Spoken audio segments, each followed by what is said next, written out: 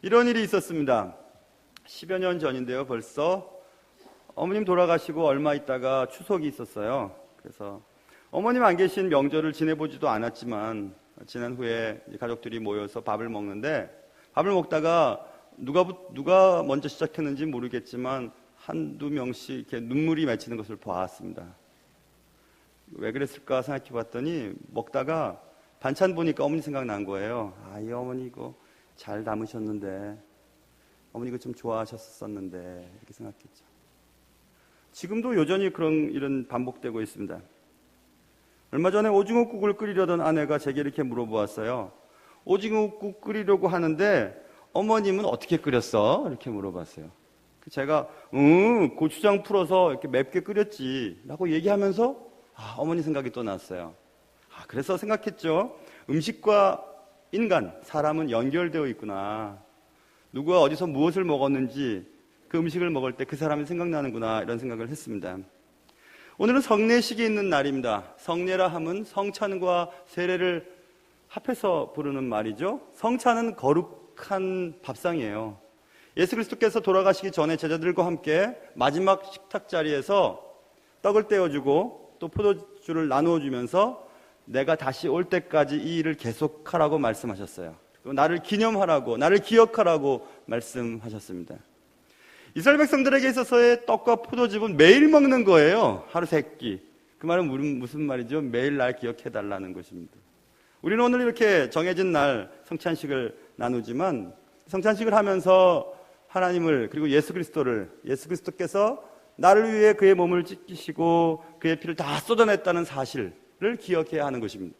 그런데 이 성찬식을 통해서 무엇을 기억하라는 말씀일까? 그것이 중요하겠죠? 그것을 오늘 말씀을 통해서 나눠보려고 하는 것입니다. 오늘 본문의 배경은 출애굽, 이집트를 탈출한 이스라엘 백성들이 광야에서 모세와 아론에게 불평을 늘어놓는 사건에서부터 시작됩니다. 그들이 왜 불평을 늘어놓았냐 하면 성경에 보면 그들이 먹을 양식이 없었기 때문이라고 성경은 말씀하고 있어요. 모세는 하나님 앞에 기도했죠. 하나님은 모세에게 말씀하셨습니다. 내가 하늘에서 내리는 비처럼 양식을 내가 공급해 줄 테야, 이렇게 말했습니다. 그래서 오늘 본문 말씀에 등장하는 그 얘기예요. 14절, 그 이슬이 마른 후에 광야 지면에 작고 둥글며 서리같이 가는 것이 아침에 있었던 것입니다. 백성들은 그것이 무엇인지 알 수 없었습니다. 한 번도 본 적도 없고 한 번도 맛본 적도 없었던 어떤 음식이 온 지면에 깔려 있었던 것을 보았어요. 그리고 서로에게 물어봤죠. 이게 뭐지? 이게 뭐지? What is it? What is it? What is it? 하면서 물어보았어요. 이게 뭐지? 도대체 이게 뭐지? 이게 뭐지? 서로 막 물어보았습니다. 한 번도 먹어보지 못했고 한 번도 보지 못했던 음식이었기 때문에 그랬어요. 이게 뭐지? 이게 뭐지? 이게 뭐지? 하는 히브리 말이 만나예요.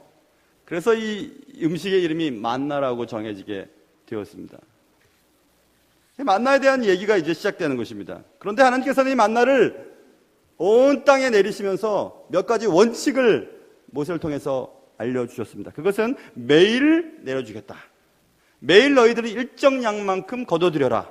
매일입니다. 첫째 날, 둘째 날, 셋째 날, 넷째 날, 다섯째 날, 그리고 어김없이 여섯째 날.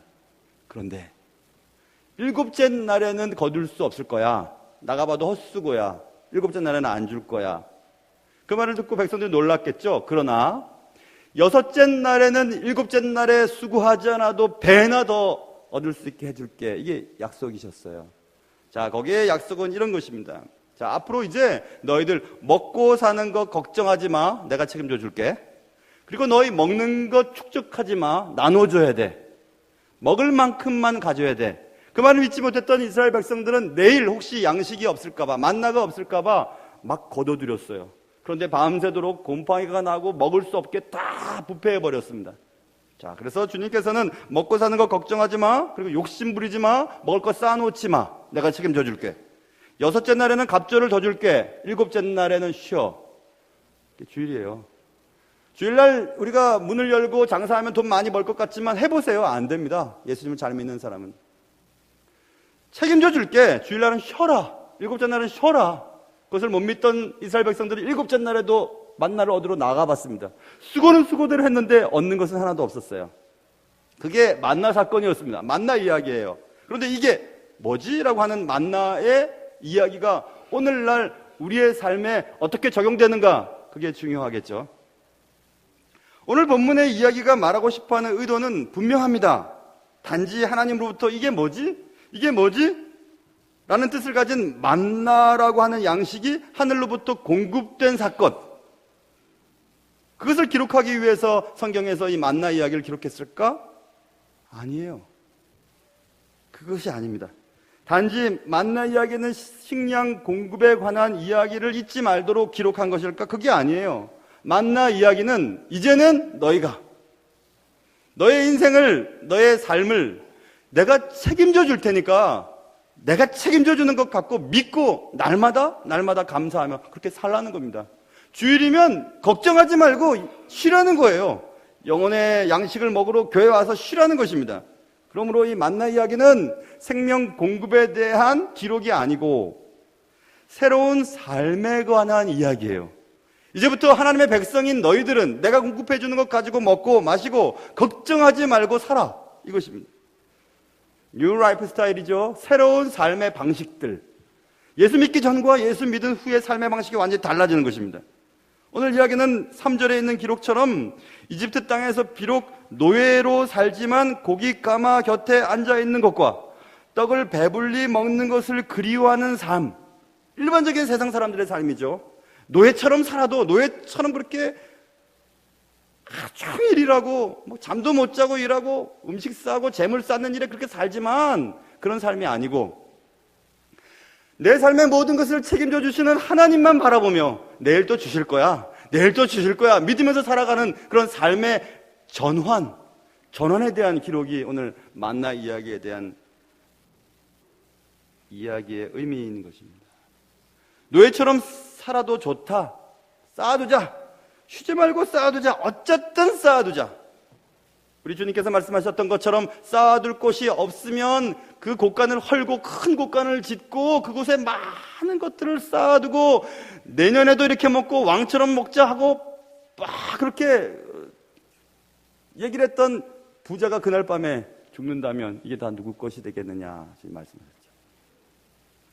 이런 삶은 이제 그만두라는 것입니다. 예수를 믿게 되면 그렇게 살지 말라는 겁니다.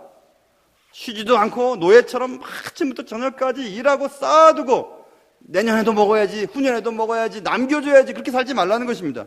날마다 공급하시는 하나님의 은혜를 분명히 믿고 내일 일은 하나님께서 내일 책임져 주시겠지 라고 생각하면서 오늘 주님의 뜻대로 살라는 것입니다.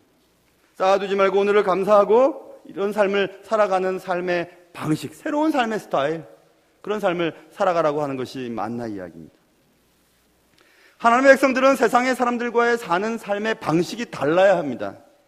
예수님을 믿는데도 늘 돈이 문제고요. 재물을 쌓는 것이 문제고 높아지는 것이 문제고 그래서 우리의 기도 제목은 늘 돈 잘 벌게 해주세요. 사업 잘 되게 해주세요. 자녀들 공부 잘하게 해주세요. 좋은 대학 가게 해주세요. 좋은 신랑감 만나게 해주세요. 좋은 아내 만나게 해주세요. 세상 사람들과 다를 바 없죠. 오늘도 하나님이 우리에게 주시는 만나는 여전히 계속되고 있습니다. 예수님은 십자가에 달리시기 바로 전날, 달리시기 전에 제자들과 만나서 떡을 나누시고 포도주를 돌리시면서 말씀하셨어요. 앞으로 이 떡을 먹고 포도주를 먹을 때 하늘에서 내리시는 신령한 양식 나를 기억하라 라고 말씀하시면서 세상 방식이 아닌 이제 하나님의 자녀의 삶의 방식으로 살아가겠다고 날마다 다짐하며 살 것을 주님이 말씀하셨던 것입니다. 새로운 삶의 방식은 우리의 삶의 구석구석에 놓여져 있습니다. 주님 말씀하셨죠. 용서하라고요. 언제 얼마만큼요? 7번씩 70번이라도 용서하라고 말씀하셨어요. 그 말을 들을 때 우리는 이게 뭐지? 이게 뭐야 도대체 말도 안 되는 거예요. 원수를 사랑하라. 이게 뭐지? 어떻게 원수를 사랑해? 왼뺨을 맞으면 오른뺨도 돌려대라. 뺨 맞으면 주먹이 돌려야지. 이게 뭐야? 말도 안 돼. 10의 1을 구별하라. 내가 번 돈 왜 10의 1을 교회에다 갖다 바쳐? 이게 뭐지? 성공보다 거룩을 쫓아라. 성공이 좋지 무슨. 뭐처럼 돈을 벌고 정승처럼 써야지. 나한테 뭐라고 해도 나는 그렇게 벌 거야. 아니야. 거룩을 쫓아야 돼. 그런 말 앞에 우리는 이게 뭐지 도대체? 쌓아두지 말고 나누어 주어라. 뭐라는 거야 도대체 주의 말씀은. 여러분, 음식은 사람을 기억하게 만들죠. 그러나 그 기억도 잠시 후면 점차 사라져버립니다. 그래서 우리는 정기적으로 다시 그 일을 해야 합니다. 성찬식은 예수님을 기억나게 해주는 밥상이에요. 나누어진 떡은 예수 그리스도의 찢긴 몸을 기념하고요. 부어진 잔은 예수 그리스도의 쏟으신 피를 생각나게 합니다. 하늘에서 내려온 신령한 양식은 이제 내가 세상에 속해 있는 자가 아니라는 사실들을 기억나게 해주죠. 새로운 삶의 방식으로 이제는 주님을 믿기 전에 쌓아두고 어떻게 해서든지 모으고 나를 위해 쓰고 남을 위해서는 한 번도 투자하지 않고 그렇게 살아가는 삶의 방식은 이제 그만. 하나님이 원하시는 삶의 방식, 내 삶의 전체를 하나님께 맡기고 하나님이 공급해 주시는 것 갖고 난 살겠다라고 믿으며 일곱째 날에는 그냥 교회 와서 예배드리며 쉬는 그런 새로운 삶의 방식들을 성찬을 통해서 다시 한번 다짐하는 시간이 되어야 될 것입니다. 사랑하는 여러분, 여러분의 삶 속에 이게 뭐지? 도대체 이게 어떻게 하라는 거야? 이렇게 살아서 살 수 있겠어?